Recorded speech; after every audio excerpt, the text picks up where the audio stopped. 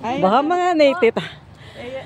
Hi! Hello! Good morning! Nandito kami sa picnic ground. Ito. Ayan. Ayan. Galing po kami ng airport ngayon. At nandito po kami dahil mahaga pa lang. Kaya thank you and good morning. At nandito kami mga kabalenyos at kabalenyas.